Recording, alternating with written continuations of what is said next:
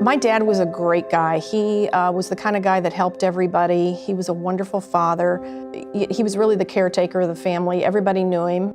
He spent a lot of time with the kids, and he was just a great all-around guy. In 2009, he was 76 years old at that time. He started actually getting flu-like symptoms, not feeling well. He also suffered from Parkinson's disease and diabetes. So at the time, we thought it was side effects from the medication that he took for those two diseases. But as time progressed, his health started failing very quickly and became very weak.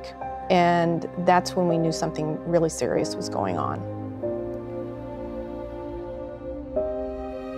He suffered from what was called silent reflux. So he actually had the gastric acid coming up, but he was not feeling it himself. So he went in and had an endoscopy and got scoped and had 2 procedures at the time. And at that time, he was diagnosed with squamous cell carcinoma. The only treatment at that point for him was to have a complete esophagectomy.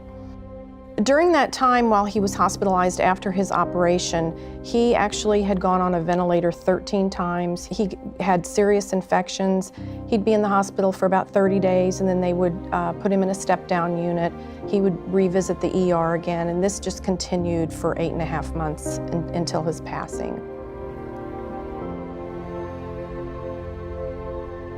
As soon as he passed, it was really relevant to me at that time that most of these patients back then did not make it, and it was such a struggle for the families to go through this that no one talks about it. So that really was my mission going forward, was raising awareness and hopefully raising funds to make a difference with this disease.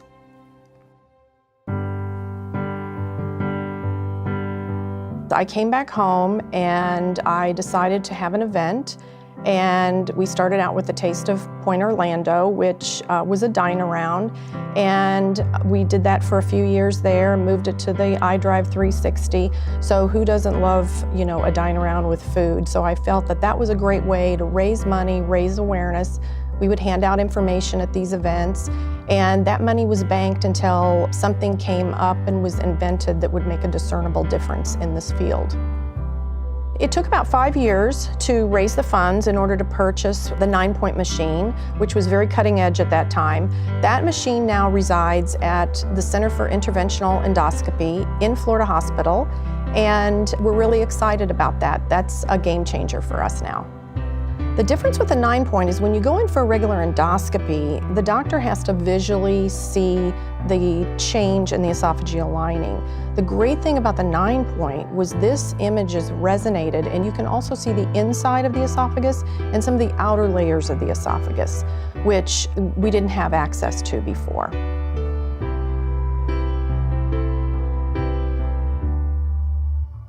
I think the one thing I'd like to stress is esophageal cancer seems to be one of those rare cancers we don't hear about, but actually it's one of the fastest growing cancers out there.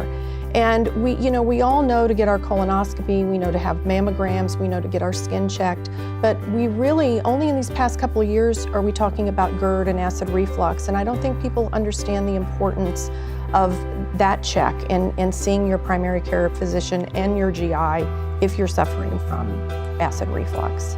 It can be a very dangerous situation if gone untreated. I think the thing is if you can get ahead of it, you can eliminate having a lot of these problems in the future. I'm Pamela Sain.